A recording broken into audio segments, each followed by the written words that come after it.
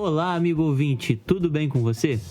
No episódio de hoje, quero refletir com você sobre encontrar Deus na afobação da vida. É difícil, eu sei que é difícil, mas fica aqui comigo que é logo após a vinheta.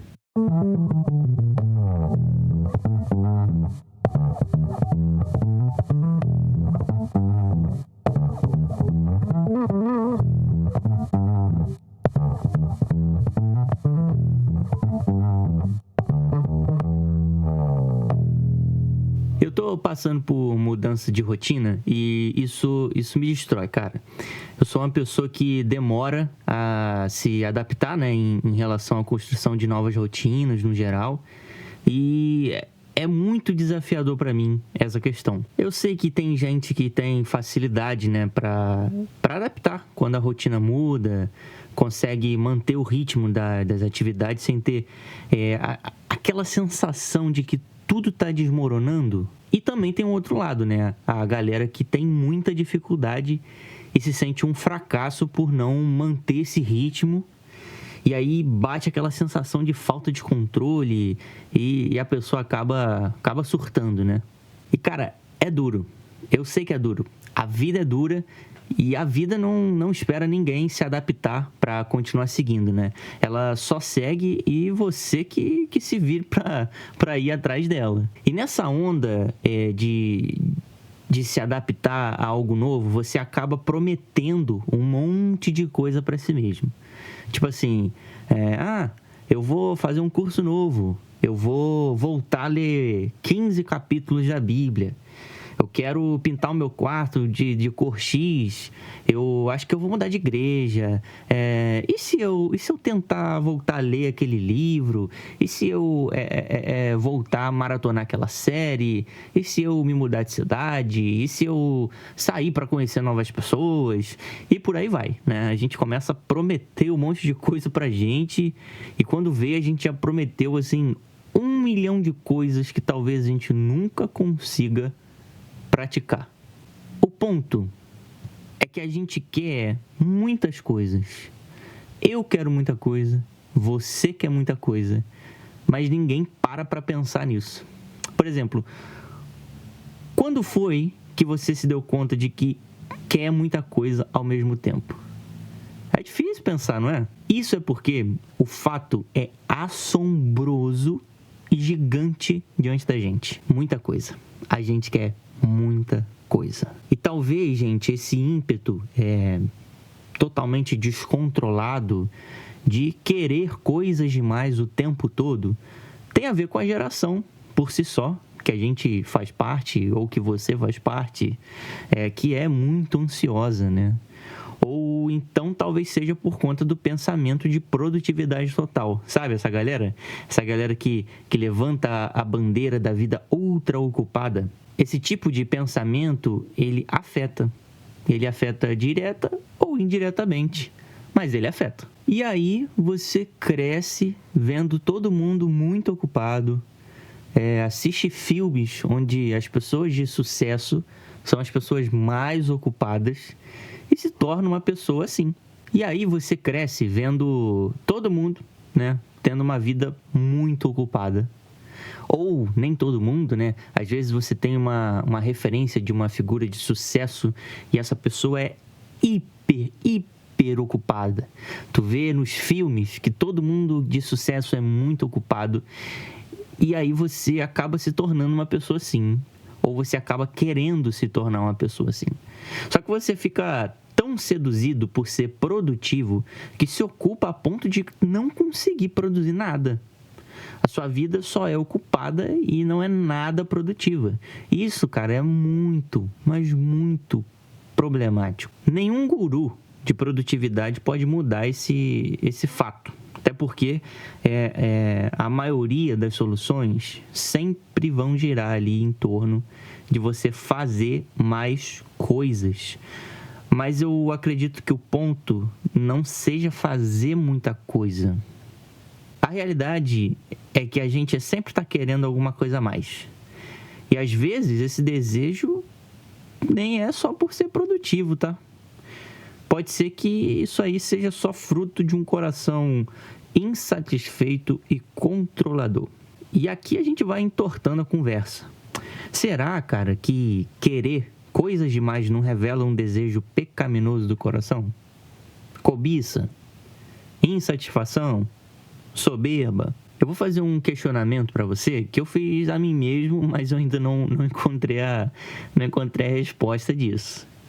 Que é o seguinte: por que eu quero tudo isso que quero? Eu acho que essa coisa do querer é construída desde a infância. Na real, ela é impregnada no ser humano, né? Toda pessoa quer alguma coisa. É natural querer, é inerente ao ser humano querer. Deus me fez e te fez com desejos. Deus me fez e te fez com quereres.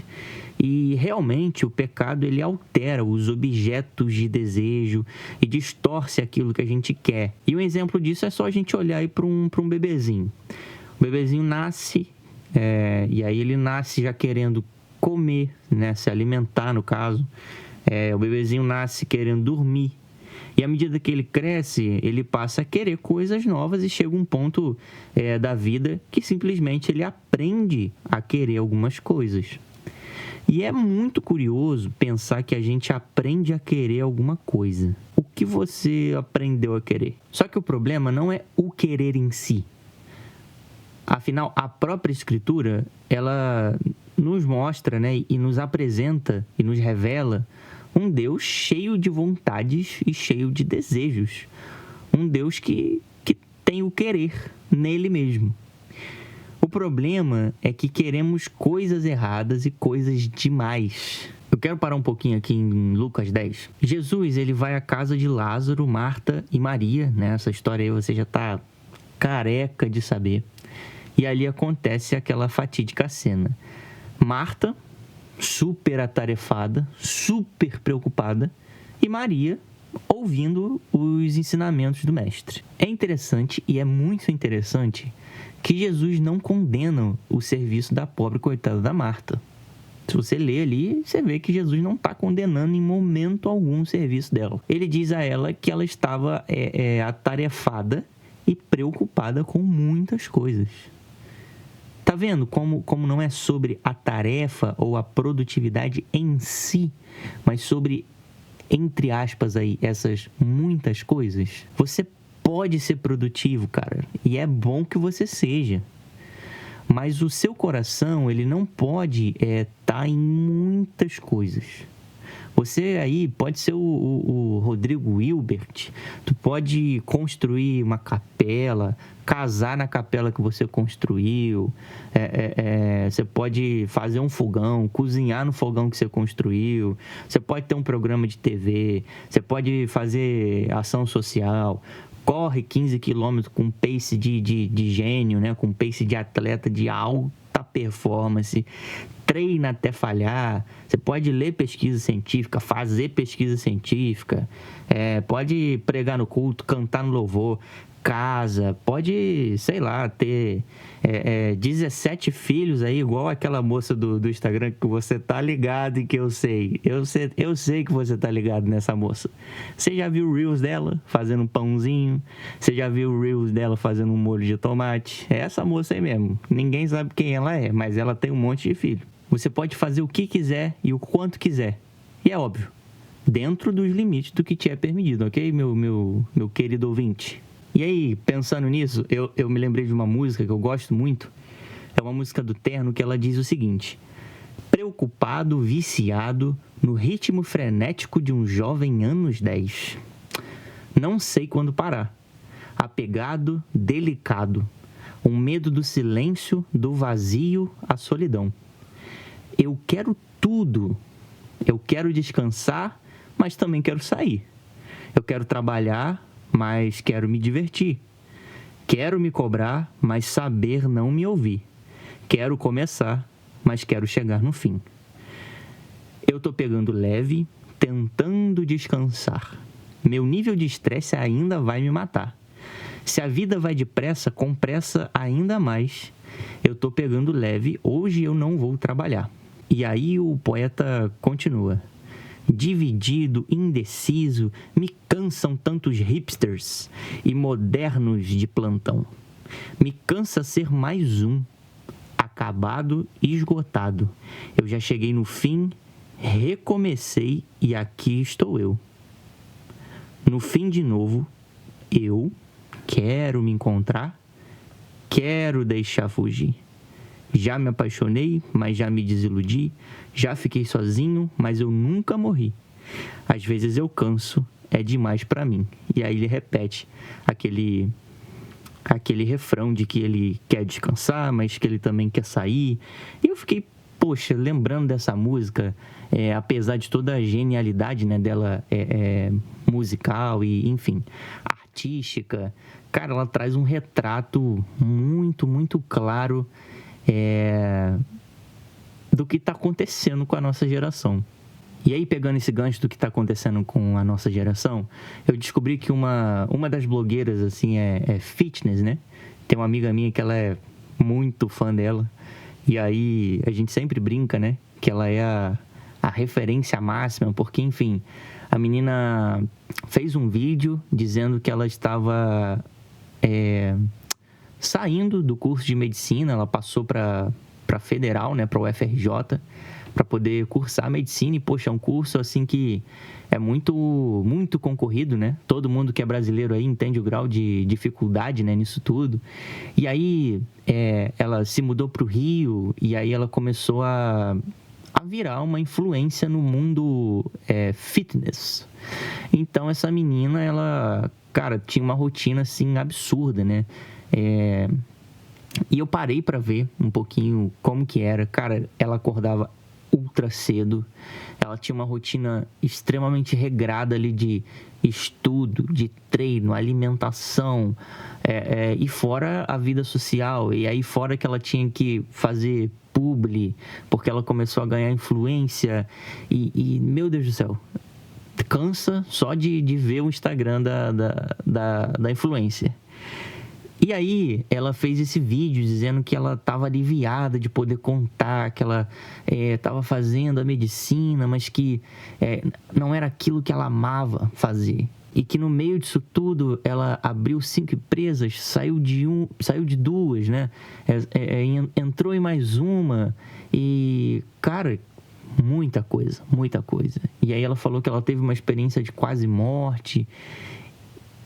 E, ouvinte, eu fiquei pensando nisso, assim, cara, será mesmo que é esse tipo de referencial que a gente quer? Será mesmo que essa é a figura do sucesso que a nossa geração, ela merece? Talvez a gente precise aí recalcular nossa rota, rever os nossos conceitos sobre produtividade e sobre o sucesso de uma vida produtiva, né? Mas aí eu volto a repetir, o problema é ter o coração nas muitas coisas. Esse foi o diferencial da Maria. Vamos abrir um parênteses aqui, pessoal. Vocês também olham para Maria com aquele olhar, tipo assim, certeza que não lavava um prato. Não lavava um prato. Eu confesso que às vezes eu fico pensando o que essa menina fazia no dia a dia para deixar a irmã dela tão irritada, né? Mas vamos seguir, vamos fechar o parêntese aqui, tá? Maria é um ponto central para a nossa conversa aqui. Jesus, ao dizer que Marta, ela estava preocupada com muitas coisas na cabeça, ele ensina a Marta que uma só é necessária. E que contraste, cara! A cena estava linda para Jesus falar isso. E que inserção no roteiro, meus amigos. Eu gosto muito dessa frase de Jesus. Marta, você está preocupada com muitas coisas, mas você só precisa de só uma. E a sua irmã entendeu isso. Amigos, ela escolheu a boa parte. E agora com vocês, vem F-Hop, brincadeira. A boa parte é o mesmo desejo que havia em Davi. Uma coisa pedi ao Senhor, e a buscarei, que possa morar na casa do Senhor todos os dias da minha vida, para contemplar a formosura do Senhor e aprender no seu templo. Isso está em Salmos 27, versículo 4. E Davi foi o homem que teve um desejo correto e a quantidade correta. E, poxa, é claro, gente, claro que ele tinha outros desejos. Davi era pai, Davi era marido, Davi era rei, Davi tinha muitos e muitos afazeres. Ele devia ter uma agenda frenética. Mas ainda assim, no meio de tanta ocupação e produtividade que ele precisava exercer, o desejo que estava no coração de Davi era um só: a presença de Deus. Isso aí para mim é sempre um soco no estômago, porque, sinceramente, a minha vida não é tão agitada como a vida de Davi, e talvez a sua também não seja, né? Mas ainda assim, com muito menos afazeres, eu não consigo ser um homem de uma só coisa. E eu sei que você também não. É realmente, gente, muito difícil. Mas o que eu quero te dizer é que a gente não pode olhar para isso e querer aumentar a produtividade para ser alguém de uma só coisa.